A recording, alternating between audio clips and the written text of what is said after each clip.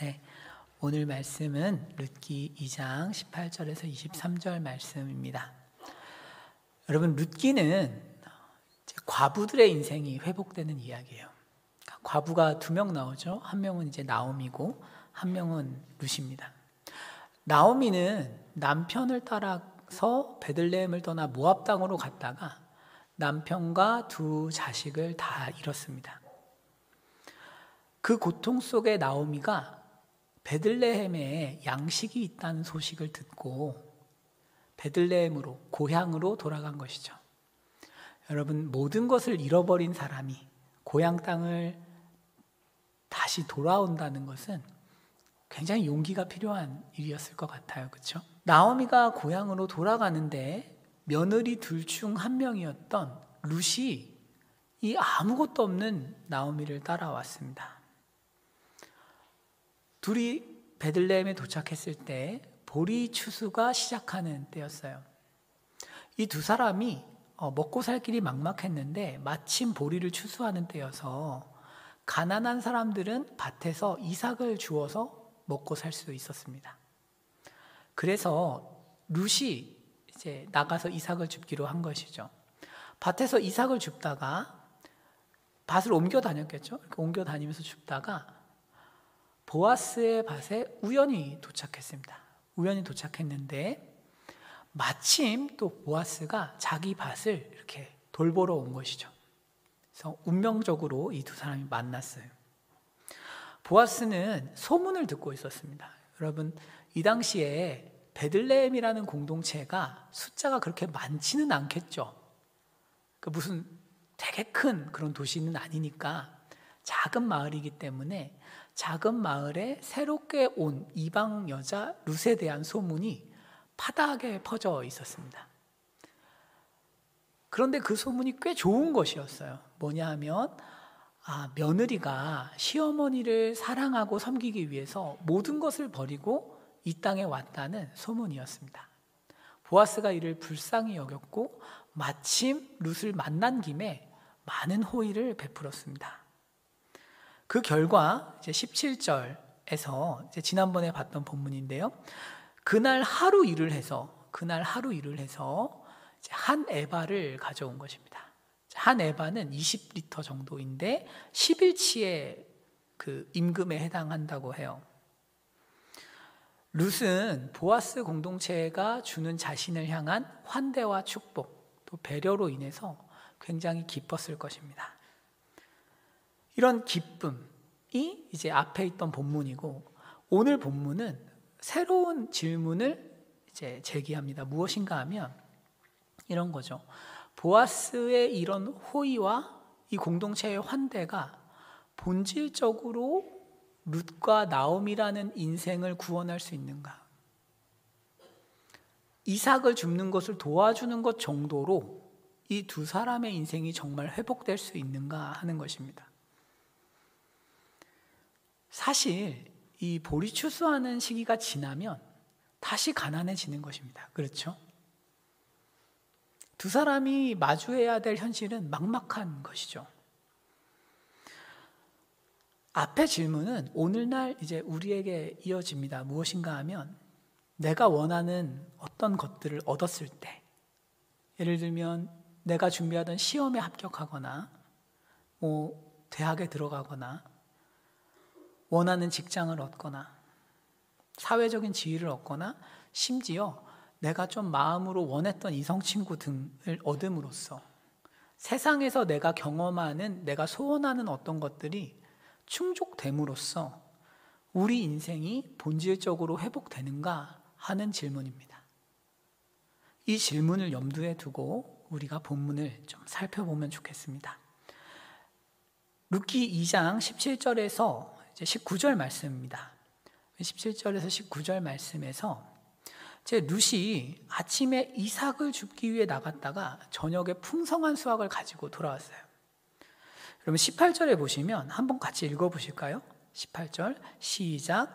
그것을 가지고 성읍에 들어가서 시어머니에게 그 주운 것을 보이고 그가 배불리 먹고 남긴 것을 내어 시어머니에게 드리매. 아멘. 이제 룻이 이상만 가져온 건 아니었고 뭘 가져왔는가 하면 배불리 먹고 남긴 것을 가져왔다고 돼 있어요. 그러니까 볶은 곡식을 가져온 거죠. 무슨 얘기냐 하면 룻이 마음이 참 따뜻한 사람인 거예요. 보아스 공동체랑 식사를 했었는데 맛있었던 거죠. 그래서 자기만 안 먹고 남겨서 나오미에게 가져온 것입니다. 참 그 마음이 따뜻하죠. 그렇죠? 저는 이전에 제 친구 중에 밖에서 밥만 먹으면 이렇게 먹을 걸 사가는 친구가 있었어요. 참 좋아 보였습니다. 그게 제가 물어보니까 아버님께서 밖에서 맛있는 걸 드시고 오면 늘 어머니를 위해서 먹을 걸 사오신다고 하더라고요. 그걸 보고 이제 배운 거겠죠. 근데 그렇게 이제 가족이 그렇게 좋아 보였어요.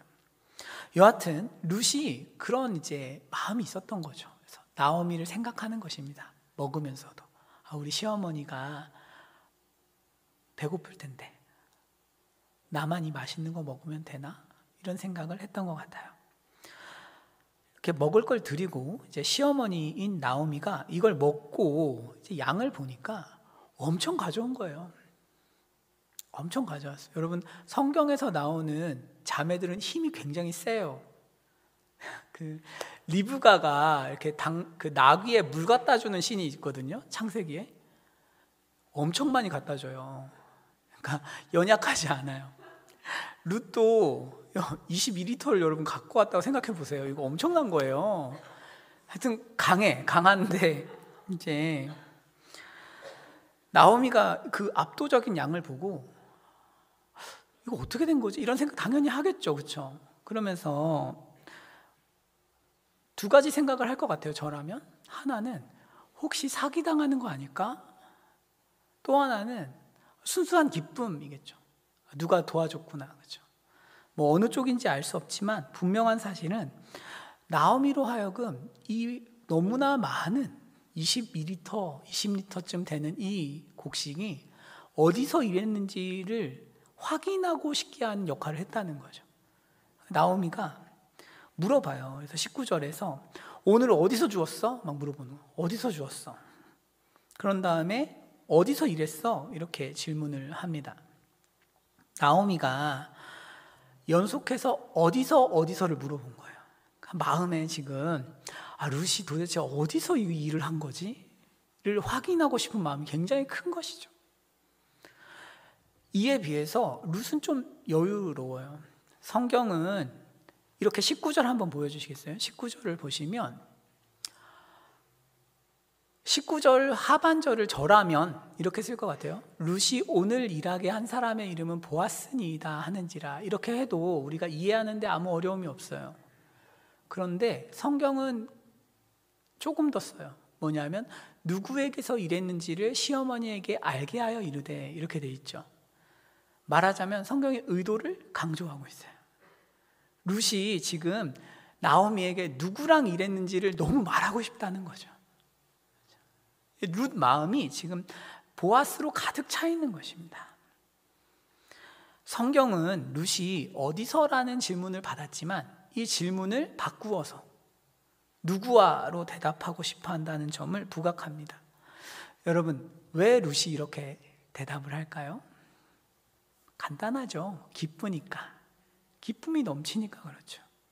히브리어로 이걸 직역하면 사실은 룻은 굉장히 장난기 어린 표현을 쓰는데 보여주시겠어요? 이렇게 돼 있어요. 그 이름, 그 남자, 내가 오늘 함께 일한 사람. 무슨 스무고개 하듯이 이렇게 나오미를 사실상 조금 놀리는 거죠. 그 이름, 그 남자, 내가 오늘 함께 일한 사람은 보았습니다. 즐거운 거예요. 행복한 거예요. 여러분, 우리도 그렇죠. 우리도 예수님께서 우리의 먹고 사는 문제, 우리의 관심사에 이렇게 개입하셔서 삶의 어떤 축복들을 허락하실 때 너무 기쁘잖아요.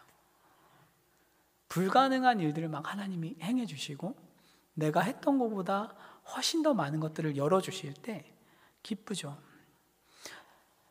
내 실력으로는 진학하기 어려워 보였던 대학이나 혹은 직장이나 어떤 승진, 축복, 어떤 이성과의 교제, 다양한 형통을 경험할 때 그런 마음이 들어요.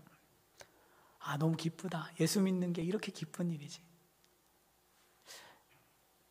그럴 때 마음에 이렇게 예수님으로 가득 차서 누가 물어보면 예수님 얘기를 하게 되잖아요. 그렇죠?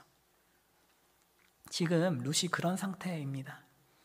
사랑하는 여러분, 우리가 삶의 문제들을 놓고 하나님 앞에서 간구하고 또 기도하고 하는 것들은 참 필요한 것 같아요. 이 삶의 문제를 개입하시고 구원하시는 하나님을 만난다는 것이 우리에게 큰 기쁨을 주기 때문입니다. 여러분, 이런 상황에서 이제 20절에 나오미가 이제 보아스라는 말을 듣고 무엇이라고 하냐면 20절입니다. 한번 우리 같이 읽어보실까요?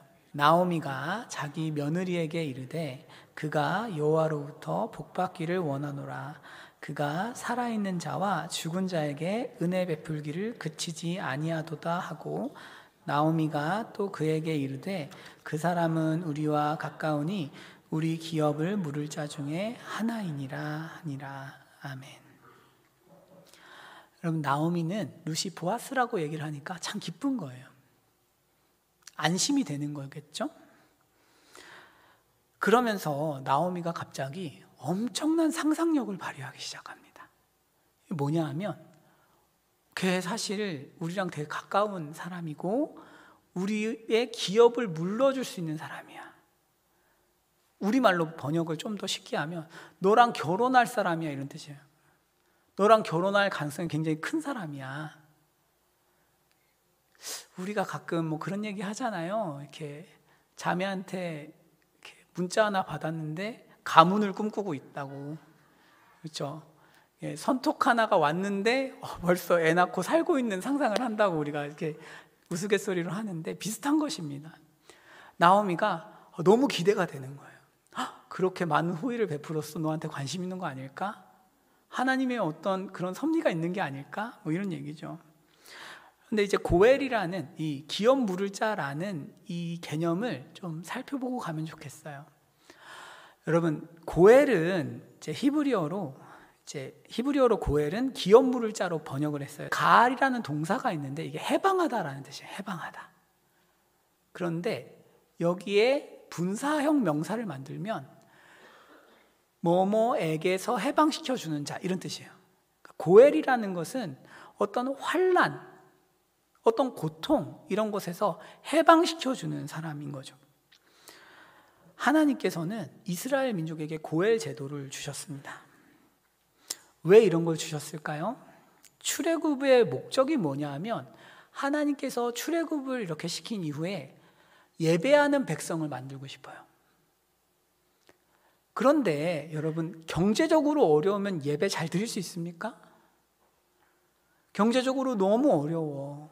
그래서 주일에 나가서 일을 하지 않으면 부담이 큰 사람하고, 경제적으로 안정돼 있어서 주일에 좀 쉬어도 마음이 편한 사람은 차이가 나잖아요. 말하자면 사람이 어떤 경제적인 위기를 겪거나 사회적인 어떤 억압이 있거나 정치적으로 예배를 못 드리게 하면 또 드리기 어렵지 않습니까? 이런 경우들이 발생을 해요. 살다 보면. 그럴 때 그것을 회복시켜 주는 사람이 고엘입니다. 그러니까 말하자면 땅을 다 잃었어요. 먹고 사는 문제가 해결이 안 됐어. 그런 사람에게 예배를 열심히 드리십시오 라고 하는 것이 어떤 정답일 수도 있겠지만, 사실은 성경에서 얘기하는 것은 친족으로서 그런 문제들을 도와줘야 한다는 거죠. 이 권리를 가진 사람을 고엘이다, 이렇게 부르는 거죠. 현재 나오미, 루시 속한 엘리멜렉 가문은 큰 위기를 겪고 있어요. 어떤 위기를 겪고 있냐면 하나는 자식이 없습니다. 그렇죠? 씨가 없어요.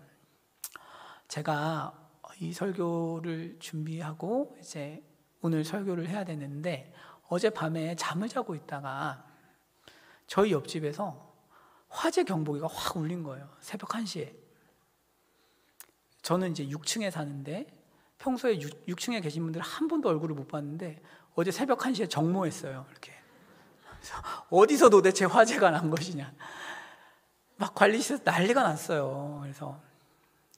그런데 제가 602호 사는데 옆에 602호에 할머니 할아버지가 사시는데 그분들이 이렇게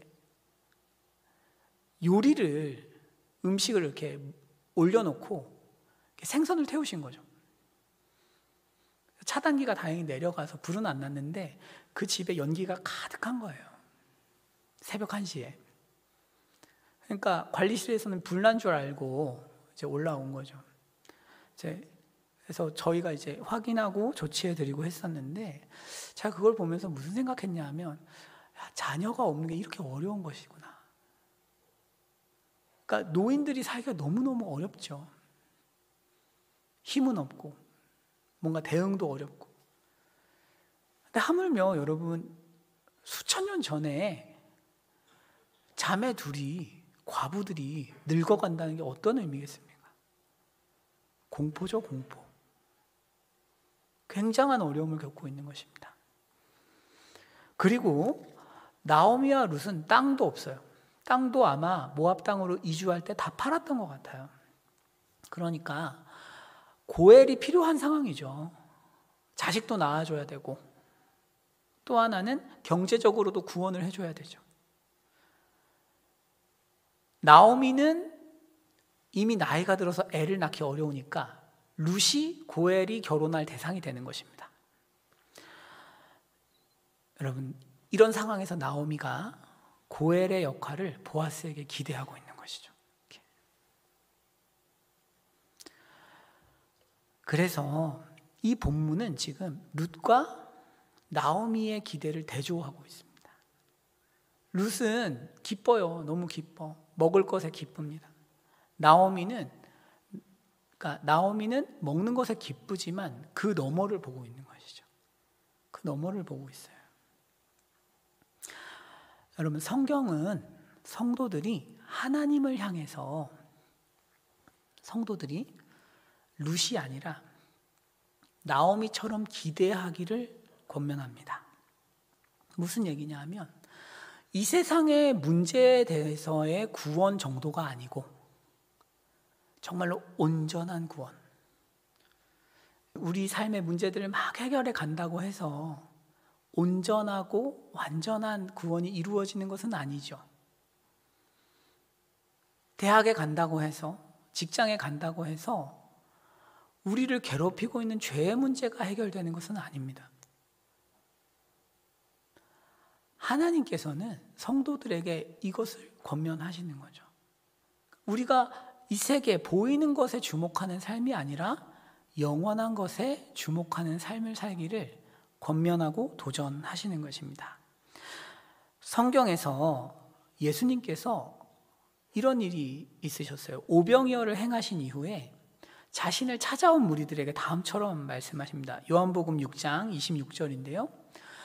예수께서 이렇게 말씀하시는 거죠. 내가 진실로 진실로 너희한테 이르는데 너희가 나를 찾는 이유는 떡을 먹어서요.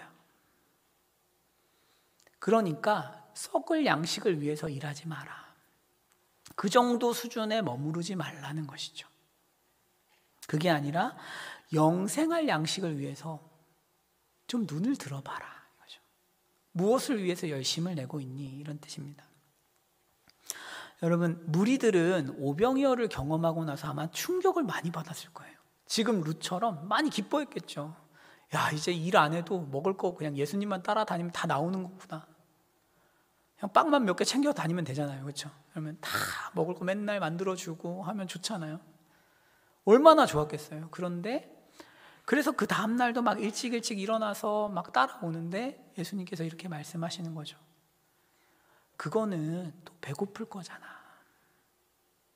그걸로 다 해결되는 게 아니잖아. 라고 무리들에게 그 고민의 수준을 높이라고 말씀하시는 거죠. 예수님께서는 이 땅에 오셨을 때 우리의 삶의 문제를 해결하시기 위해 오신 것은 일정 부분 사실입니다. 하지만 그게 전부는 아니죠. 예수님께서 이 땅에 오신 진짜 이유, 궁극적인 이유는 우리의 영혼을 구원하기 위해서잖아요. 그래서 요한복음 6장 58절 말씀에 이것은 하늘에서 내려온 떡이다 그래요. 예수님 자신을 말씀하는 거죠. 원래 만나는 모세 때 하나씩 먹으면, 하루씩 먹으면 사라지는 것이었지만 이 생명의 떡을 먹으면 영생을 산다는 것입니다. 그러니까 지금 예수님을 눈앞에 두고 예수님의 살을 먹고 피를 먹는 사람들은 영생을 얻게 되는데, 이 예수님을 앞에 두고 이런 기대가 없는 무리들을 향해서 예수님은 답답하신 것이죠. 우리를 향해서도 마찬가지죠. 우리가 믿는 예수님은 우리의 삶의 문제를 해결하시는 정도의 수준이 아니고 사실은 영원을 넘어서 우리에게 완전한 구원을 주시는 분이기 때문에 우리로 하여금 더 많은 것을 기대하라고 말씀하시는 것이죠.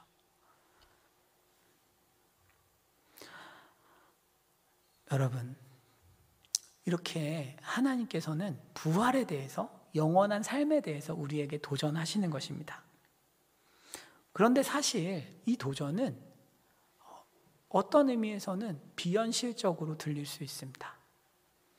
제 옛날에 이렇게 성경 가르쳤던 동생이 예배를 드리고 나서 저한테 이런 이야기 했던 적이 있어요. 오빠, 나는 부활 얘기만 나오면 듣기가 싫어. 그런 뜬구름 잡는 소리가 어디 있어. 무슨 이게 적용도 안 되고, 뭐 당장 내 삶에 문제가 얼마나 많은데 부활에 대한 설교를 들으면 자기는 사실 마음이 무겁거나 어렵다는 것입니다. 비현실적이라는 거죠. 여러분, 그런데 사실 그런 기대감이 낮았던 것은 우리만 그런 것은 아니고 룻도 그렇습니다. 룻도. 자, 21절입니다. 21절에 한번 같이 읽어보실까요? 시작. 모압 여인 룻이 이르되 그가 내게 또 이르기를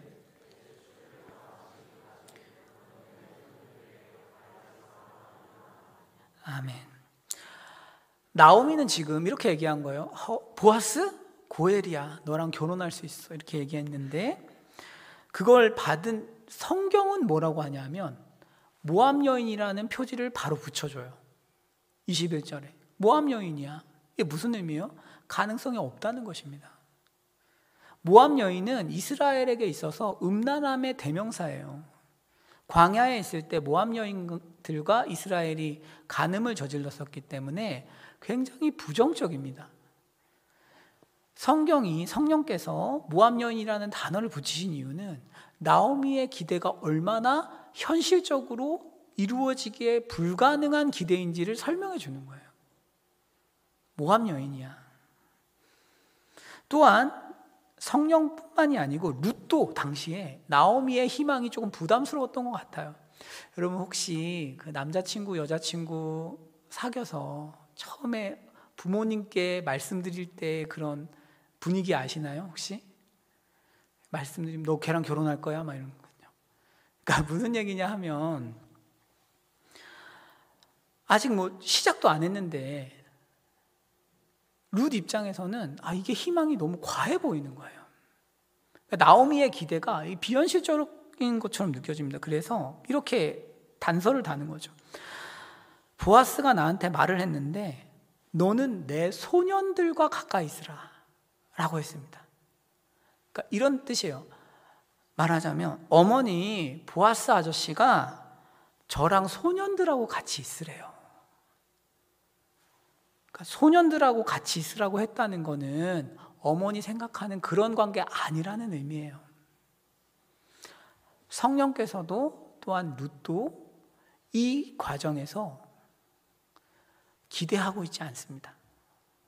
그러니까 성령께서 기대하고 있지 않다기보다는 여하튼 현저히 가능성이 낮다는 것이죠. 우리도 마찬가지죠. 성경이 이야기하는 부활에 대한 이야기가 비현실적으로 들리거나 이렇게 생각이 드는 것입니다. 부활을 갈망하는 삶, 영생을 갈망하는 삶, 영원을 믿는 삶, 멋지다.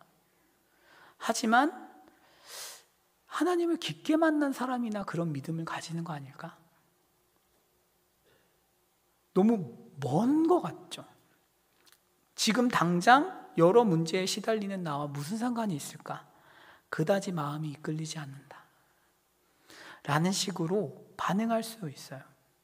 그리고 나뿐만 아니라 내 주위 지체들도 그렇게 여길 수 있습니다. 우리는 예수를 믿으니까 부활을 믿어야 하는 당위성은 모두 다 알아요. 그래, 부활을 믿고 살아야지. 하지만 당장 내가 부활을 믿는 것은 또 다른 문제입니다. 그러면 이 간격을 어떻게 좁힐 것이냐 할 때 본문이 두 가지 해답을 제시합니다. 22절입니다. 나오미가 며느리 룻에게 이렇게 말을 하죠.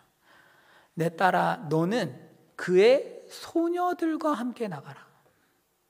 소년을 바꿉니다. 소녀와 함께 나가고 다른 밭에서 사람을 만나지 말아라. 이게 무슨 의미냐면 나오미는 이렇게 받는 거죠. 룻아, 너는 기대하고 있지 않지만 나는 기대하고 있어. 나는 포기하지 않아. 무슨 얘기냐면 나오미는 룻에게 다시 들려준 것입니다. 아니, 고엘의 대상자가 있고 그 사람과 이어질 가능성이 있어. 포기하지 마, 이런 거죠. 우리도 마찬가지죠. 부활에 대한 메시지가 비현실적이고 현저히 믿기가 어렵기 때문에 포기하는 것이 아니라 더 들어야 하는 것입니다.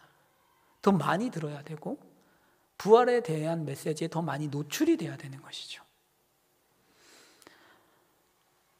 나오미는 룻과 보아스가 결혼한다고 하면 룻에게 어떤 추문이나 곤란한 관계가 있어서는 안 된다고 생각했고, 나오미는 룻이 마치 보아스와 약혼한 사람처럼 행동거지를 조심하라고 주문한 것입니다. 이런 메시지를 듣는 것이죠. 부활에 대한 메시지가 어색하고 잘 믿겨지지 않는 하나의 이유는 어떤 의미에서 우리가 부활에 관해서 많이 듣지 못하기 때문일 수 있습니다. 더 많이 노출되어야 하는 것이죠. 또 하나는 23절입니다. 룻이 어떻게 행했는가 하면 보아스의 소녀들과 있었어요. 보아스의 소년들과 있지 않고 소녀들과 있었습니다. 룻이 뭐 이런 생각했겠어요? 그러면 그래, 내가 소녀들이랑 있으면 보아스 아저씨랑 결혼할 거야. 그러니까 소녀들과 있어야겠다. 이렇게 생각을 했겠습니까? 그렇지 않겠죠. 보아스는 나오미의 말이니까 순종을 한 것입니다. 그러니까 룻이 그 7주 동안 같이 이삭을 주운 것이죠. 지금 우리도 마찬가지죠. 비현실적인 것 같아. 지금 당장 내 문제를 해결하는데 도움이 안 될 것 같아. 그렇지만 성경은 뭐라고 얘기하는가 하면 그래도 하나님 말씀이니까 믿고 해보라는 것입니다.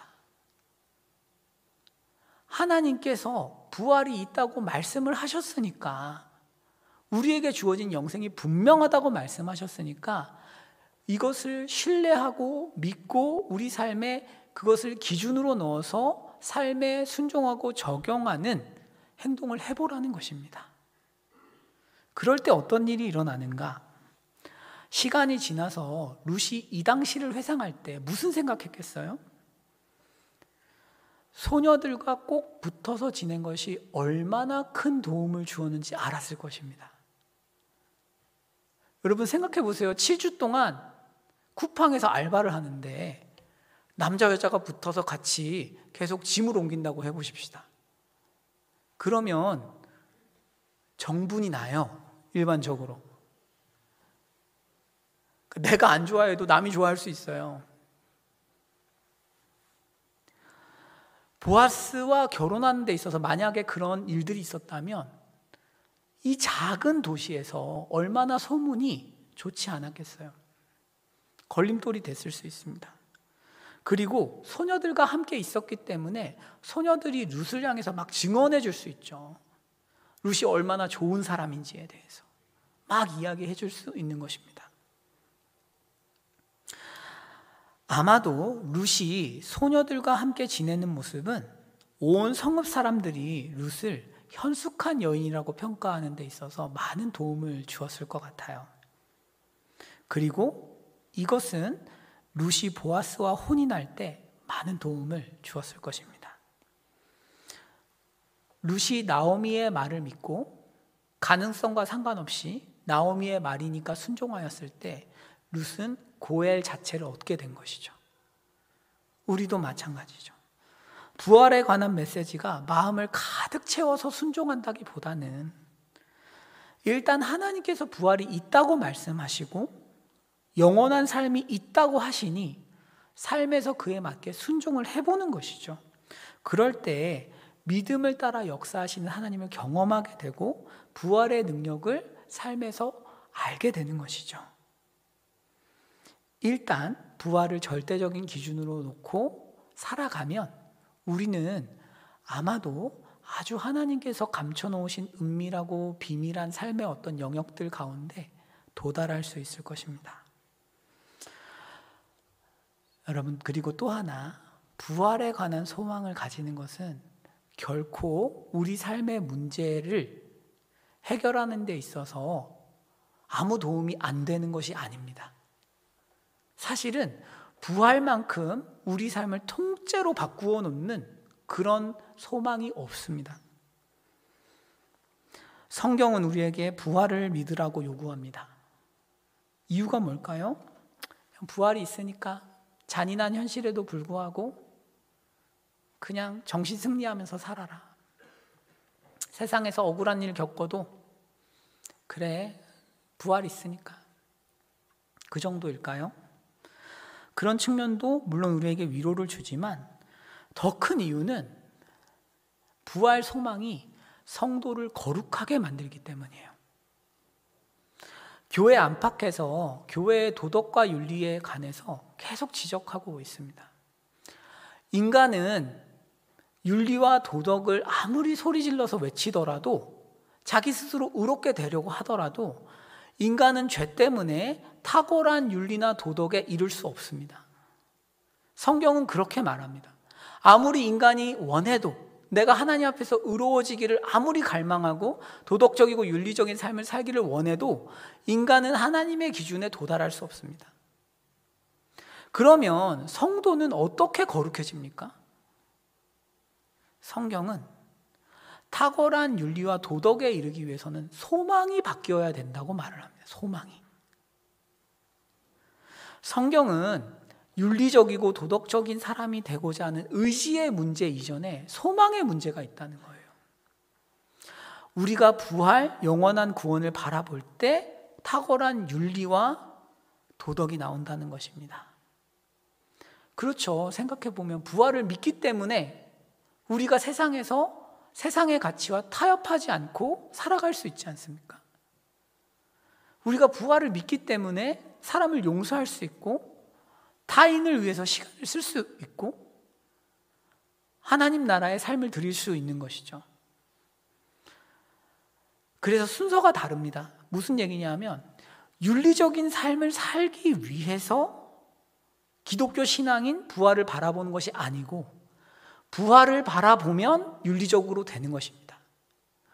우리가 부활의 시선을 고정하면 사람이 탁월한 윤리와 도덕의 길로 가는 것입니다. 요한일서는 다음처럼 이야기합니다. 사랑하는 자들아, 우리가 지금은 하나님의 자녀다. 장래에 어떻게 될지는 아직 나타나지 아니하였으나 그가 나타나시면 우리가 그와 같을 줄을 아는 것은 부활할 것이죠. 그의 참모습 그대로 볼 것이기 때문이니 주를 향하여 이 소망을 가진 자마다, 부활의 소망을 가진 자는 어떻게 해요? 그의 깨끗하심과 같이 자기를 깨끗하게 합니다. 성경의 약속입니다. 성경은 지금 주님이 나타나시면 우리가 장래에 주님과 같은 영광스러운 몸을 받게 되리라고 기대하고 소망하는 사람은 예수님의 깨끗하심과 같이 자신을 깨끗하게 한다고 말합니다. 그래서 사실은 소망이 정말 중요합니다. 세상의 것들을 욕망하고 있는데 거룩해질 수 없습니다. 우리가 엄청난 에너지와 힘과 노력을 들여서 거룩을 아무리 추구하더라도 그 이면에 내가 결국은 세상의 것을 추구하는 이상은 안 되는 것입니다. 반대로 우리가 비록 지금은 모자라고 조금은 습관적인 죄들도 있고 하나님을 따라가는데 어려움이 있지만 우리가 부활 소망에 집중하기 시작하면 그 사람은 변화한다는 것입니다. 깨끗하게 변한다는 거예요. 고린도전서 15장에 이런 말씀이 있어요. 속지 말라. 악한 동무들은 선한 행실을 더럽힌다. 여기서 악한 동무라는 것은 행실이 악한 사람이 아니고, 고린도전서 15장은 부활을 이야기하는 장인데, 악한 동무는 몸의 부활을 부정하는 사람들을 의미합니다. 부활에 삶을 들이지 않는 사람들, 실제적으로 부활이라는 이 진리가 삶에 구동하지 않는 사람들은 사실은 악한 동무가 되는 거예요. 그리고 이 사람들이랑 교제하면 결국은 현세적인 가치관을 가지게 돼 있고, 이것은 선한 행실을 더럽히게 되어 있습니다. 바울이 이 얘기를 하는 것이죠. 바울이 고린도전서 15장에서 부활이 얼마나 중요하냐라는 것입니다. 부활은 우리로 하여금 거룩한 삶을 살게 하는 아주 핵심적인 개념이고 진리입니다. 사랑하는 여러분, 우리가 부활을 부정하는 사람은 아마 이곳에 많지 않으실 겁니다. 다만 정말 그 부활이 나의 사상과 가치체계 안에서 작동을 하느냐는 다른 문제입니다. 정말 부활이라는 것을 기준으로 해서 우리의 행동과 마음이 움직이고 있는가? 최근 우리의 기도 제목에, 관심사에 이 세상의 것들만 있지는 않는가? 직장, 진로, 학업, 가정, 이런 것들은 있지만 부활을 바라보는 눈은 얼마나 구하고 있는가? 여러분, 신앙은 윤리와 도덕 체계를 넘어가 있습니다. 세상은 우리에게 도덕적으로 돼야 돼, 의로워져야 돼 라고 교회에 요구하지만, 교회는 이것을 위해서 부활을 선포합니다. 우리는 부활할 것입니다. 그리고 이 신앙의 힘이, 부활을 믿는 이 믿음이 우리의 삶을 완전히 바꾸어 놓습니다. 그러므로 여러분, 습관적인 죄에 시달리고 계신 분이 계신다면, 각종 문제에 시달리고 뭔가 신앙생활에 투자하는 나의 노력과 애씀에 비해서 하나님과의 관계가 지지부진하다면 소망을 바꾸어 봅시다. 부활이라는 큰 주제를 붙잡는 것입니다. 마지막입니다. 그러면 여러분, 구원 역사에서 지금 우리 좌표는 어떻게 될까요? 요한복음은 다음처럼 이야기합니다. 14장인데요. 예수님께서 제자들에게 이렇게 말씀하시는 거죠. 내가 너희를 위해서 거처를 예비하러 간다. 유대인들은 약혼을 할 때 약혼을 해놓고 집을 구하러 갔어요. 남편이. 약혼 기간은 못 만나요. 집을 구하러 갑니다. 그리고 집이 구해지면 아내를 데리러 와요. 만약 유대인들이 지금 한국 땅값이었다면 바뀌었을 거예요. 약혼 문화가 구할 수 없으니까. 그런데 예수님께서 거처를 구하러 가신 거죠. 이게 뭐냐 하면 재림 전까지의 기간입니다. 주님께서 우리를 약혼해 놓으시고 지금 성도로 하여금 기다리게 하시는 거죠. 뭘? 다시 만날 날을, 우리가 혼인잔치로 만날 날을 기다리게 하십니다. 그리고 이것은 사실 다른 말로 표현하면 부활을 기다리라는 것입니다. 부활을 갈망하라는 것이죠. 여러분, 한번 생각해 보십시오. 룻이 보아스랑 결혼을 안 한 상태에서 나오미의 말에 순종했습니다. 그렇게 어려운 것 아니었습니다. 그랬다면 여러분, 우리는 룻과 달리 이미 예수님과 약혼을 한 상태입니다. 그런 불확실성 때문에 순종을 하는 것이 아니라 이미 우리는 약혼을 했고 십자가에서 예수님께서 우리와 결혼하시기 위해서 행하신 일을 이미 알기 때문에 이 땅에서 부활을 꿈꾸면서 살아갈 수 있습니다. 그럴 때 부활의 능력이 우리 삶을 정결케 만들 것입니다. 기도하겠습니다.